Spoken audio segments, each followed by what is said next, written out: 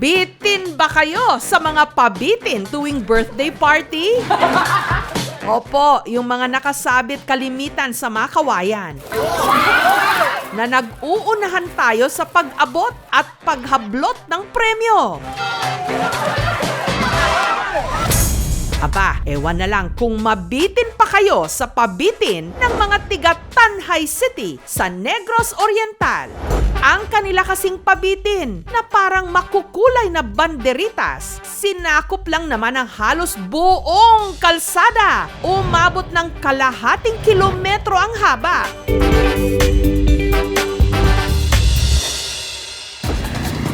Ang mga kabahayan sa Tanhay may kanya-kanya ring pabitin.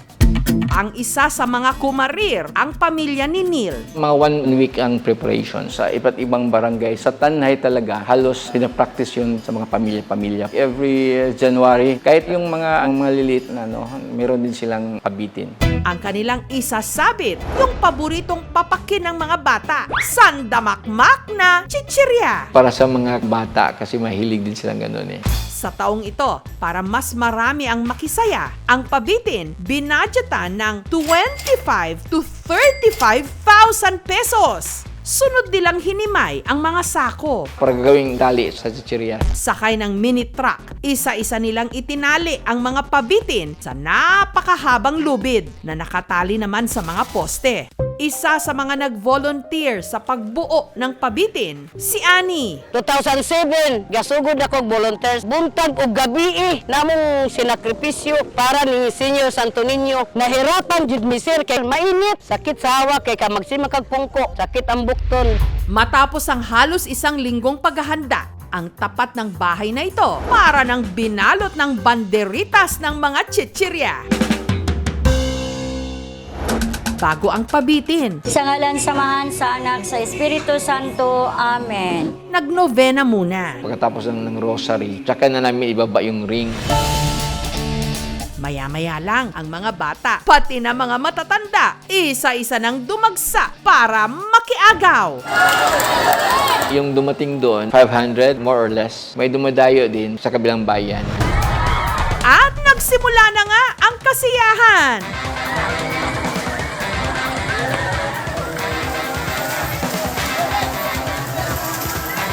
Talo-talo na, kanya-kanya ng hatakan.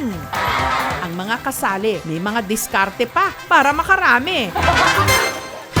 May nag-tuck in ng kanilang mga damit para doon isuksok ang mga nakuhang chichirya. Meron pang nagdala ng bag, sako at plastic. Ang lalaki namang ito, beast mode. Umakyat pa ng poste, makahablot lang ng pabitin. Nakita ko kasi yun, walang tao. Kaya ako yung nakaunang umakyat. Isang plastic nakuha ko, napabitin. First time lang po ako sumali sa pabitin. Nagdala kong plastic, pa-insert na kong sanina para masulod na ko ang pagkaon sa akong sanina. Habang ang isang ito, akala mo kalalabas lang ng grocery, bit-bit ang punong-puno niyang plastic bag. Si Joy, na nung mga nakaraang taon, lagi raw olats, nagdala na ng malaking lalagyan para sure ball na may maiuuwi. 20 years na po akong nakisali sa pabitin. Dati sir, maliit lang na plastic bag. Tapos ngayon, ang dala ko ay malaki na plastic. Kahit pa yung iba, gaya ni Annie, na nagpagod magsabit ng pabitin, nakiagaw din. Bilamian ang musali ka sir, kay mawala imong kapoy. Ang imong gibati ang kalipay nga walay sama. 12 years na po akong sumasali dito sa pabitin. Walang absent. Maliliit pa yung mga anak ko. Ngayon, malalaki na sila, sama sila sa akin. Ito yung talagang ginagawa namin, yung alay namin for Senior Santo Niño.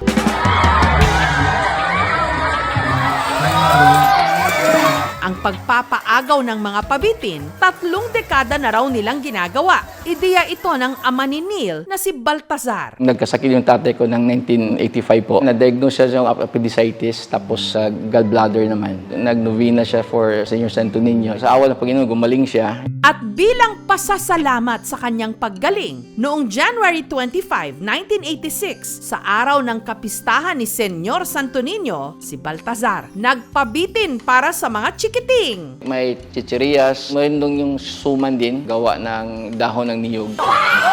Hanggang sa naging taunang panata na ito ng kanilang pamilya. Pasasalamat sa lahat ng mga natatanggap nilang biyaya. Yung father at mother ko, nag-start talaga siya sa baba. Ngayon, nakaangat-angat ng konti. Nag-aaral ako sa Cebu. Kada Friday po, pumunta ako doon sa Santo Niño. Yung sana makatapos ako sa pag-aaral ko. At kahit na pumanaw na si Baltazar, ang magkakapatid, ipinagpapatuloy pa rin ang nasimulan ng kanilang ama. Samantala, ang pabiting halos isang linggong pinaghandaan ni Neil.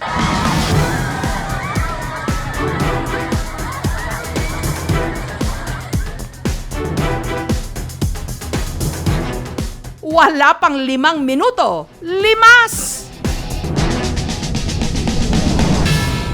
Masaya po kasi free lang po ang mga junk foods. Masaya dahil maraming mga batang pumupunta rito, nakisaya sa aming debosyon. Ang tinaguriang longest pabitin ng mga tiga Tanhay City. Bahagi ng taunan nilang Children's Festival tuwing January 31. It's exciting. Yun kasi po yung inaabangan namin every year. Within the Tanhay, maliit man na bahay, malaki man na bahay, merong personal devotion to the Santo Niño, they will have this pabitin. Parang nagising na lang kami na meron na itong tradisyon na ito. Ang focus talaga on the Santo Niño is the 9th day novena. Yung pabitin ay nagiging finale. Nagiging community work ito. Kasi paniwala ng mga taga-Tanhay, pag napasaya mo yung mga bata, at saka bata sa puso, napasaya mo si Senyor Santo Niño kasi batang Jesus siya eh. Ang blessings para sa mga taga-Tanhay. Talagang abot kamay. Tapos na ang segment.